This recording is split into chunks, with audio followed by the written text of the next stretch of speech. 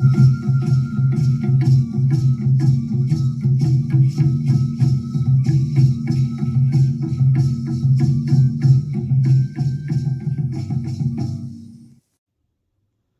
shalom y bienvenidos nuevamente a un episodio de un análisis profundo de la doctrina. Hace más de 2000 años el maestro tuvo una conversación con Poncio Pilato, en la cual, de acuerdo a la narración que encontramos en el capítulo 18 del Evangelio de Juan, el maestro declara en esencia a Poncio Pilato que si queremos llegar a la verdad absoluta y total, lo único que tenemos que hacer es escuchar su voz para llegar a ese destino final y así poder entender cuál es la voluntad de Dios. Naturalmente, Poncio Pilato le pregunta al maestro, ¿y qué es verdad? Y precisamente, en el tema de hoy vamos a hablar de esa verdad de la cual estamos buscando a la hora de hablar sobre la historia y el mito que está detrás de la aparición de la Virgen de Guadalupe. Esto se da de acuerdo a la historia en el año de 1531 después de Cristo.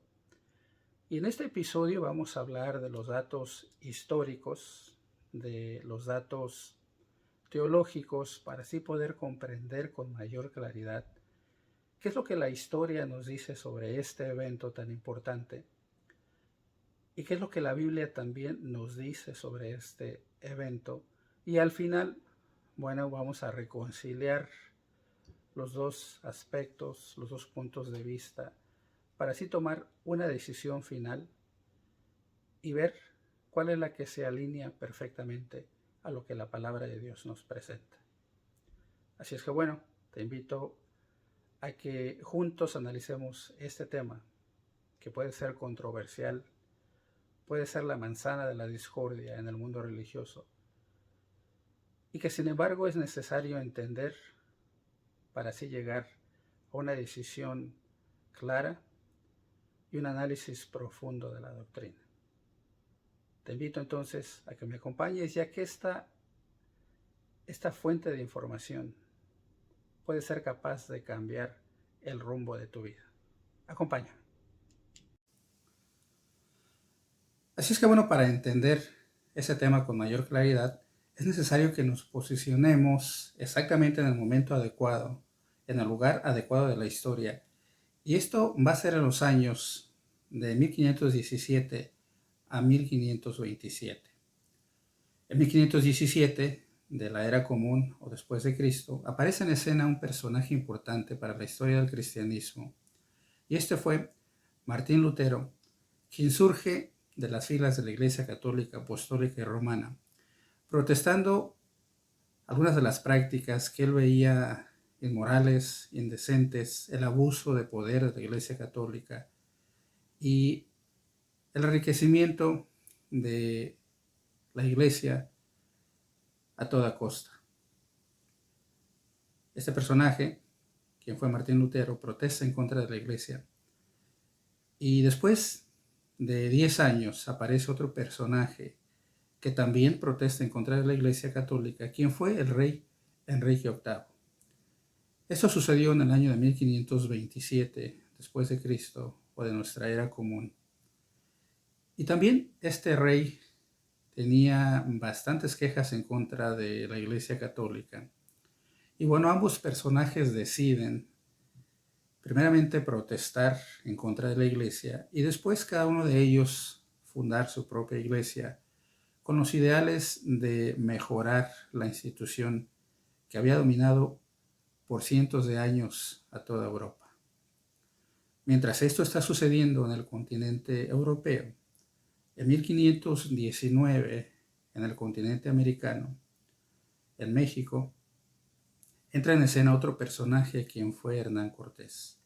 Él llega a México por la parte sur del país para que después de algunos años de batallas, de triunfos, de derrotas contra los diferentes pueblos de toda esa región donde él va avanzando, pues llega al corazón y a la capital del imperio mexicano para derrotar las huestes aztecas y así tomar el control de una manera física y de así poder subyugar a toda la gente del imperio azteca. El objetivo primordial y más importante de Hernán Cortés, por supuesto, era tomar, ganar, enriquecer las arcas del imperio español, pero también era el de subyugar al pueblo mexicano de una manera emocional y también de alguna manera mental para así poder lograr su dominio completo y total de esta nueva región que se conocería con el tiempo con el nombre de la Nueva España. Así que bueno, entrando Hernán Cortés a la capital azteca en 1521, derrotando al imperio azteca, pues deciden en 1523 a 1529 construir algunas capillas, santuarios o edificios. Aproximadamente se dan un número de 100 construcciones dentro del corazón del imperio azteca, que es ahora conocido como la Ciudad de México, y a sus alrededores. El objetivo de estas construcciones, de todos estos edificios, era establecer santuarios dentro del mismo imperio azteca y sus alrededores para empezar a introducir la adoración de María, la Madre de Jesús. En 1525 se levantan algunos frailes franciscanos para quejarse de todas estas ideas y prácticas que se están llevando a cabo, ya que mientras por una parte el pueblo mexicano estaba adorando supuestamente a María, Madre de Jesús, por otro lado continuaban ellos en lo más profundo de su ser reconociendo o tal vez de alguna manera sustituyendo a una de las más grandes deidades del pueblo mexicano, que era Tonantzin, y que era identificada como la Madre Tierra o Nuestra Madre.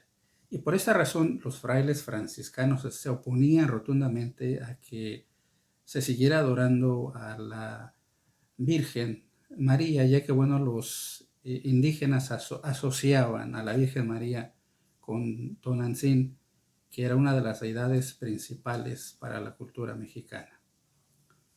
Es aquí precisamente donde vamos a ir introduciéndonos a esta historia, ya que en 1531 se levanta un nativo de la región de la Ciudad de México, de nombre Juan Diego Cuauhtlatoatzin, y que nace en 1474 en el corazón de la Ciudad de México y muere en 1548. Este personaje sostiene que en 1531 se le había aparecido una mujer de una belleza sobrehumana y de apariencia resplandeciente, casi angelical, quien se identifica ante él como la Madre de Jesús. Estas apariciones suceden 1, 2, 3, 4 y 5 veces. Y lo interesante del dato es que en 1531, esta supuesta aparición y esta plática que se da entre esta mujer que se aparece a Juan Diego y Juan Diego se da en la lengua madre de los aztecas, que es la lengua náhuatl. Y bueno, entonces de esta manera encontramos que la mujer que se le aparece a Juan Diego se identifica con él como Cuatlayopeque, que quiere decir la serpiente que aplasta.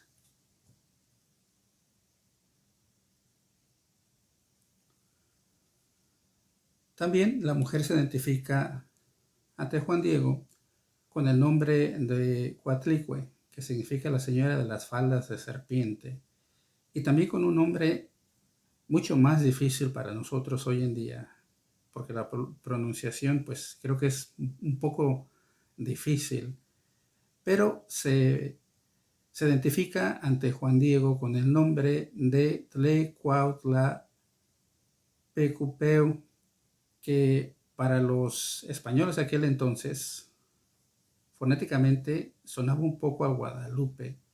Y esa es una de las historias y de los mitos que aparecen en algunos escritos del por qué se asocia el nombre de Guadalupe con el nombre de María, la Virgen María, Madre de Jesús, con Coatlicue.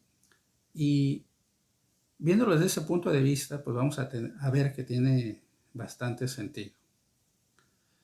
Bueno, ante estas apariciones tan interesantes y sobrenaturales, Juan Diego se presenta con el obispo de aquel entonces de la Nueva España, de nombre Juan de Zumárraga, y le declara que estas apariciones se dan en el mes de diciembre, entre el 9 y 12 de diciembre de 1531. La instrucción de esa mujer que se le aparece a Juan Diego es que quiere que la gente, la Iglesia católica, ahora en la Nueva España establecida, pues le dedique un santuario principal precisamente en el cerro del Tepeyac. De hecho, la historia nos presenta a esta mujer diciéndole a Juan Diego, Juan Dieguito, el más pequeño de mis hijos, quiero que me construyan un santuario en este lugar. Después de las apariciones que se dan, las 5 apariciones que registra la historia, pues naturalmente Fray Juan de Zumárraga pide una señal de que esto es verdadero. Como señal, en una de estas apariciones, la Virgen le pide a Juan Diego que levante algunas rosas de Castilla, que no son nativas de esta región central de México, y que las ponga en su manto o en la famosa tilda, y que las lleve a Fray Juan de Zumárraga como una prueba máxima de que todo lo acontecido es real, cierto y verdadero. Juan Diego sigue las instrucciones al pie de la letra, y bueno, al presentarle todo esto a Fray Juan de Zumárraga, al abrir su manto o su tilda, se ve que queda plasmada la imagen de aquella virgen, aquella mujer de belleza sobrenatural, que ahora queda plasmada en esa manta tan famosa para todo el pueblo de México. La historia nos presenta a Fray Juan de Zumárraga, que queda anonadado con esas declaraciones y esta prueba sobrenatural de este acontecimiento que se dio en 1531.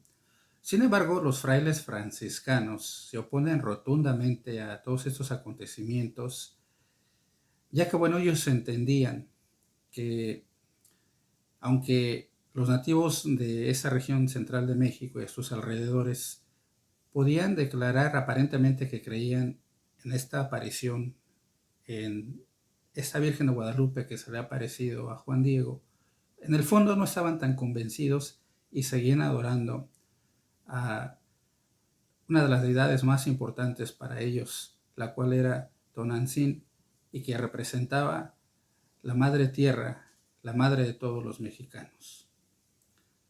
Como dato curioso, Tonantzin era la diosa madre que junto con Ometeotl formaban parte de la cabeza de los dioses del panteón mexica.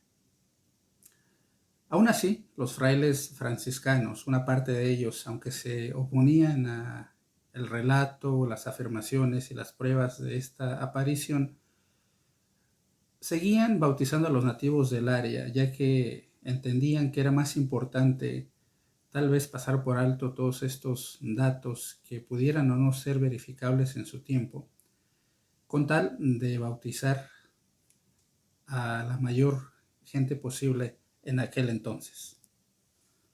Así es que bien, bueno, para identificar con mayor claridad y precisión de lo que estamos hablando, hay que entender los protagonistas principales de toda esta historia y toda esta saga, que tiene que ver con la historia y aparición de la Virgen de Guadalupe. Uno de esos personajes fue Fray Juan de Zumárraga, quien nace en Durango, España, en el año de 1468. Se instala como primer obispo en la Nueva España, o lo que ahora conocemos como México, el 20 de agosto de 1530. Se consagra un 27 de abril de 1533. Muere en la Ciudad de México un 3 de junio de 1548. ¿Por qué es relevante toda esta historia? Porque esta historia, o la historia de Fray Juan de Zumárraga, nos va a enseñar que él escribe 4 documentos en el periodo de toda su vida, 4 documentos que son esenciales, de suma importancia para entender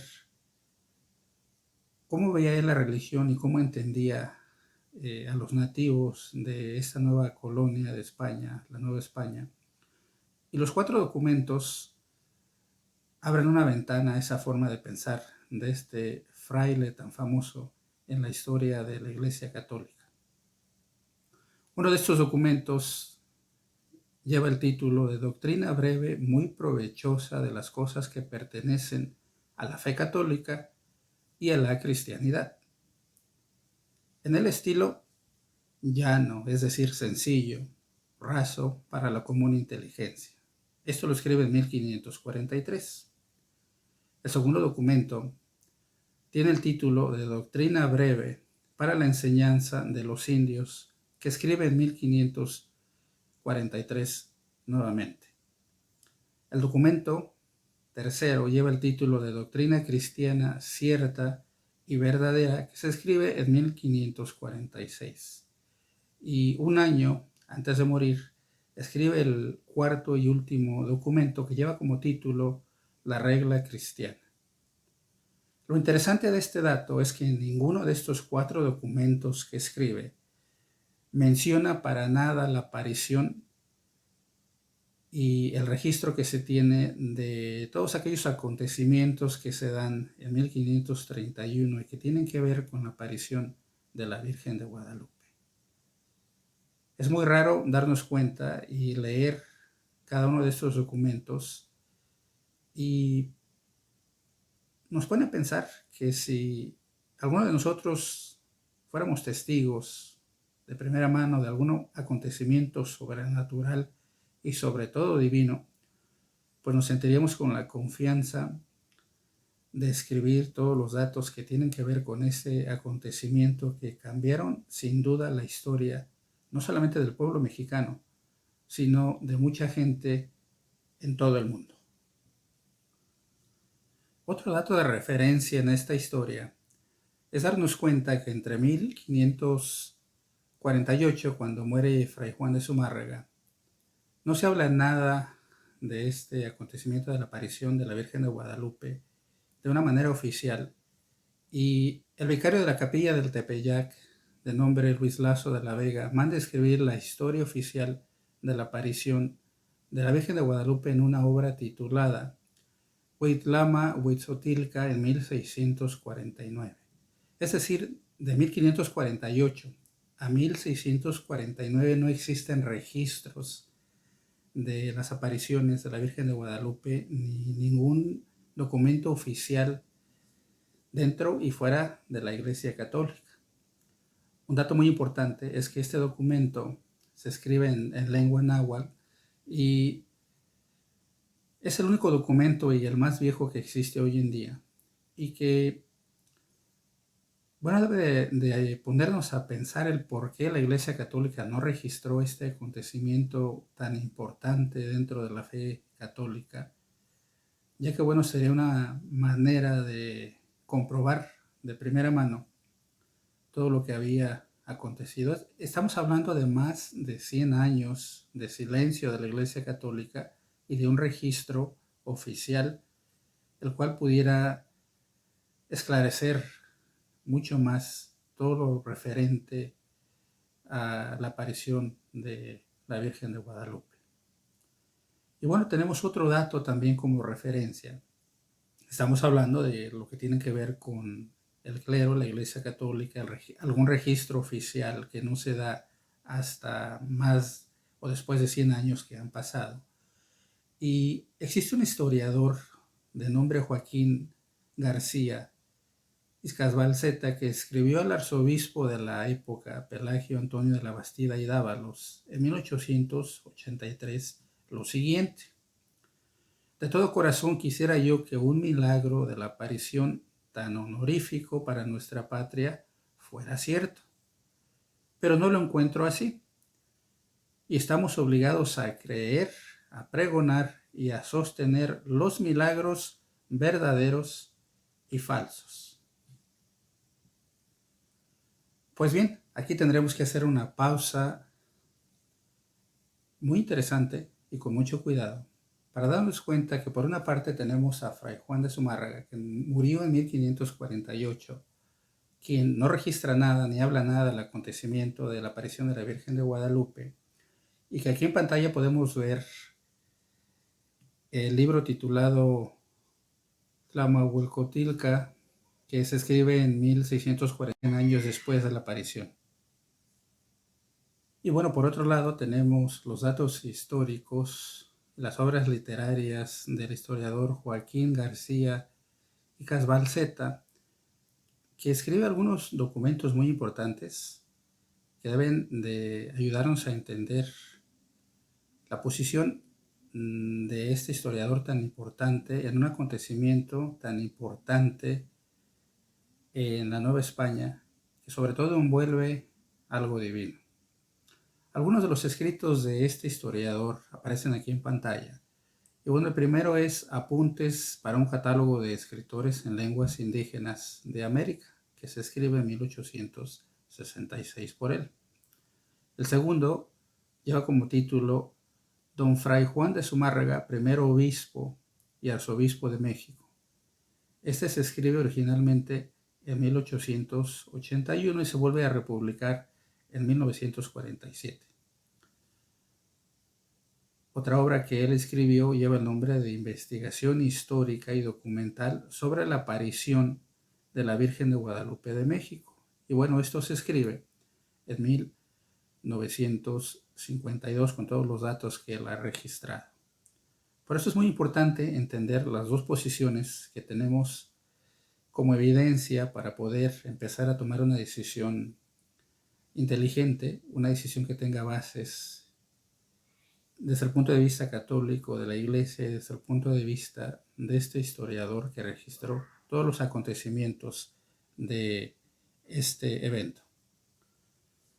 Y bueno, aquí entra en el protagonismo una tercera entidad neutral, que fue el diario El Universal, que está fechado con el 13 de diciembre de 1895, donde critica a la Iglesia católica por el estado tan deplorable en la que se encuentra pues una imagen, una pintura o el manto, mejor dicho, que se presenta como original y bueno, comunica al público en 1895, el 3 de diciembre, que la manta original se ha reemplazado con otra manta que salió del convento de los capuchinos que estaba situado precisamente en la Ciudad de México. Aquí en la imagen ustedes pueden apreciar cómo la historia del Universal o lo que serían los inicios del Universal en México, bueno, se va dando y estos empiezan aproximadamente en 1548. El periódico afirma el 3 de diciembre de 1890. Pues bien, otro dato interesante que no debemos de pasar por alto es que la pintura de la manta de Juan Diego fue ordenada por el fraile Alonso de Montúfar y este comisionó a un pintor mexicano cuyo nombre fue Marcos Zipac de Aquino a que llevara a cabo tan importante y grande trabajo. Esto se culminó en la década de 1550. El lienzo está confeccionado de varios materiales. Cáñamo es uno de ellos porque es muy duradero. Y bueno, también se mezcla con el lino fino, algunas otras fibras duraderas, y los tintes con los que se llevó a cabo esta pintura fueron hechos a base de cochinilla, de sulfato de calcio y de hollín. Lo más interesante de todo esto es que el mismo pintor, quien fue Marcos Zipac de Aquino, pues firma su obra y esta se puede verificar cuando la manta se inspecciona muy de cerca a través de una lupa. Hoy por hoy, la realidad es que el pueblo mexicano y demás gentes alrededor del mundo reconocen la aparición de la Virgen de Guadalupe en 1531. Sea cierto, sea un mito, sea una realidad, hay millones de personas en todo el mundo que dieron esa historia como un hecho real un hecho que desde su punto de vista es verificable, es un hecho sobrenatural y divino. Y hoy por hoy, el 12 de diciembre, en la Ciudad de México, se lleva a cabo una procesión que envuelve a millones de personas que depositan su fe plena, completamente, en la imagen de la Virgen de Guadalupe. Y bueno, aquí vamos a hacer otra pausa muy importante para darnos cuenta y sobre todo reflexionar de todos los datos históricos que hemos compartido a través de esta sesión. Hemos compartido la opinión de la Iglesia Católica sobre este tema de uno de los protagonistas muy importantes que fue Fray Juan de Zumárraga. Hemos visto también un poco de historia y hemos visto un tercer protagonista que fue el diario El Universal, dándonos la opinión y los registros que tienen de cómo fue cambiando todo eso a través de los años. Pero bien, vamos a analizar ahora qué es lo que nos dice la Biblia al respecto y qué es lo que nos dice sobre algún tipo de aparición sobrenatural o divina como fue la aparición de la Virgen de Guadalupe en 1531. La Biblia no guarda silencio sobre este tema y de hecho encontramos nosotros en el capítulo 32 del libro de Éxodo, segundo libro de la Biblia, la narración de un acontecimiento el cual Dios se molestó bastante con su pueblo, ya que la Biblia describe ese acontecimiento de la siguiente manera. Los invito a que abran sus Biblias, si es que la tienen a la mano, en el capítulo 32 del libro de Éxodo. Y bueno, el libro de Éxodo en su capítulo 32 narra cómo Moisés está recibiendo instrucciones de parte de Dios en el monte de Horeb. Y hay un periodo de 40 días y 40 noches donde, bueno, la gente no sabe nada de Moisés, no saben qué le ha sucedido. Alguna gente piensa que está muerto. Alguna gente no sabe qué es lo que sucede exactamente con Moisés. Y resulta que el capítulo 32, verso 1 de Éxodo en adelante, en la versión Reina Valera antigua, dice lo siguiente. Mas viendo el pueblo que Moisés tardaba en descender del monte, allegaron entonces a Aarón y dijéronle, levántate, haznos dioses que vayan delante de nosotros, porque a este Moisés, aquel varón que nos sacó de la tierra de Egipto, no sabemos qué le haya acontecido. Aarón les dijo, apartad los zarcillos de oro que están en las orejas de vuestras mujeres y de vuestros hijos y de vuestras hijas, y traédmelos. Entonces, versículo 3, todo el pueblo apartó los zarcillos de oro que tenían en sus orejas y trajeronlos a Aarón, el cual los tomó de las manos de ellos y formólo con buril e hizo de ello un becerro de fundición. Entonces dijeron, Israel, estos son tus dioses que te sacaron de la tierra de Egipto. Si nosotros leyéramos lo que dice el capítulo 1 del libro de Romanos, Pablo hablándole a la iglesia que estaba situada en Roma, pues va a traer a su memoria que la gente del ayer, la gente que vivió en los días de Noé, simple y sencillamente se olvidaron de Dios y empezaron a adorar, como dice este capítulo primero de Romanos, a las criaturas antes que el Creador. Regresándonos al capítulo 32 de Éxodo, nos vamos a dar cuenta que la respuesta de Dios no fue muy agradable y de acuerdo a lo que nos dice este capítulo 32 de Éxodo, vamos a ir hasta el versículo 6, que dice lo siguiente. Y el día siguiente madrugaron y ofrecieron holocaustos y presentaron pacíficos y sentóse el pueblo a comer y a beber y levantáronse a regocijarse. Verso 7. Entonces Dios dijo a Moisés, anda, desciende, porque tu pueblo que sacaste de la tierra de Egipto se ha corrompido. Presto se han apartado del camino que yo les mandé y se han hecho un becerro de fundición y lo han adorado y han sacrificado a él. Y han dicho: Israel, estos son tus dioses que te sacaron de la tierra de Egipto. Verso 9. Dijo más el Señor a Moisés: yo he visto a este pueblo, que por cierto es pueblo de dura cerviz. Ahora pues, verso 10, déjame que se encienda mi furor sobre ellos y los consuma, y a ti yo te pondré sobre gran gente. Es decir, en esencia, Dios quería exterminar por completo al pueblo de Israel por haber cometido un grave pecado delante de Dios. Esto es el pecado de la idolatría, el cual es muy sancionado dentro de la palabra de Dios. También vemos otro ejemplo que se presenta en el capítulo 21 del libro de Números. Y en esta ocasión vamos a leer el versículo 5 en adelante, que nos dice lo siguiente. Y habló el pueblo contra Dios y Moisés: ¿por qué nos hiciste subir de Egipto para que muramos en este desierto? Decía el pueblo, que ni hay pan ni agua, y nuestra alma tiene fastidio de este pan tan liviano. Verso 6. Y el Señor envió entre el pueblo serpientes ardientes que mordían al pueblo, y murió mucho pueblo de Israel. Verso 7. Entonces el pueblo vino a Moisés y dijeron: pecado hemos por haber hablado contra el Señor y contra ti. Ruega al Señor que quite de nosotros estas serpientes. Y Moisés oró por el pueblo, y el Señor dijo a Moisés: hazte una serpiente ardiente y ponla sobre la bandera, y será que cualquiera que fuere mordido y mirare a ella vivirá.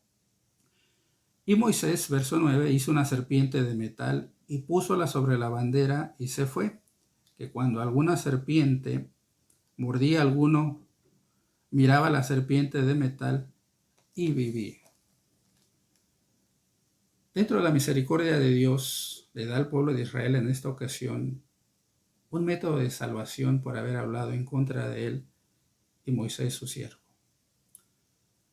Sin embargo, la historia bíblica nos va a presentar cómo las generaciones futuras corrompieron todo este dato histórico para convertirse ellos mismos en idólatras, ya que la palabra de Dios nos presenta la siguiente narración.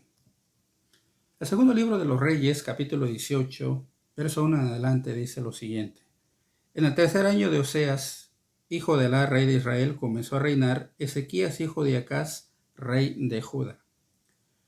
Cuando comenzó a reinar, era de 25 años y reinó en Jerusalén 29 años. El nombre de su madre fue Abí, hija de Zacarías. Hizo lo recto, verso 3, en los ojos del Señor, conforme a todas las cosas que había hecho David, su padre. Verso 4. Él quitó los altos y quebró las imágenes y taló los bosques e hizo pedazos la serpiente de bronce que había hecho Moisés, porque hasta entonces le quemaban perfume a los hijos de Israel, y llamóle por nombre Nehustán. Es decir, esa serpiente que Dios había dado como medio de salvación. Resulta que ya en este capítulo del segundo libro de Reyes nos muestra la palabra de Dios cómo la gente de aquel entonces había corrompido la idea de salvación y ahora depositaban su fe en un objeto el cual había sido construido por mandato de Dios y que en realidad había sido un objeto que había servido momentáneamente, y cómo el pueblo de Israel, el pueblo de Dios, había corrompido este objeto y le atribuían una divinidad que no se merecía. Así que pues bien, analizando la palabra de Dios con bastante claridad y detenimiento, nos encontramos que el capítulo 5 del libro de Deuteronomio nos muestran cuál es la voluntad de Dios en la esencia que nos presentan los 10 mandamientos. Los 10 mandamientos también los puedes encontrar en el capítulo 20 del libro de Éxodo, pero en esta ocasión nos vamos a concentrar en el versículo 7 y 8, pero ustedes lo pueden ver aquí, lo pueden ver en pantalla. Y los 10 mandamientos, en esta ocasión vamos a verlos como se encuentran en Deuteronomio, capítulo 5, del verso 6 y hasta el verso 21. Vamos a leer lo que dice del verso 6 en adelante. Yo soy el Señor tu Dios. Yo te saqué de Egipto, país donde eras esclavo. Verso 7. No te harás otros dioses delante de mí. Verso 8. No hagas ningún ídolo ni nada que guarde semejanza con lo que hay arriba en el cielo, ni con lo que hay abajo en la tierra, ni con lo que hay en las aguas debajo de la tierra. No te inclines delante de ellos, ni los adores. Yo, el Señor tu Dios, soy un Dios celoso. Cuando los padres son malvados y me odian, yo castigo a sus hijos hasta la 3ª y 4ª generación. Por el contrario, dice el verso 10, cuando me aman y cumplen mis mandamientos, les muestro mi amor por 1000 generaciones. La voluntad de Dios se expresa aquí claramente, principalmente en el verso 7 y 8. Y esta es una declaración para todos nosotros de parte de Dios, de cómo debemos de analizar todos esos acontecimientos que pudieran tener un origen sobrenatural o supuestamente divino. Tendríamos nosotros que analizar a la luz de la palabra de Dios si los acontecimientos que se dieron en el pasado y se siguen dando en algunos lugares del mundo que supuestamente son de origen divino, pues deben de ayudarnos a analizar si en realidad lo que se presenta hoy en día, lo que se presentó en el pasado y a lo mejor lo que se pueda presentar en el futuro, se alinea perfectamente con lo que la palabra de Dios nos muestra. Yo te invito a que leas este capítulo con más detenimiento o leas también el capítulo 20 del libro de Éxodo para conocer más a fondo cuál es la voluntad de Dios en estos 10 mandamientos. El objetivo principal de esta lección no es criticar tu religión ni criticar las prácticas que envuelven todo aquello a lo que tú consideras fe y tu búsqueda de Dios.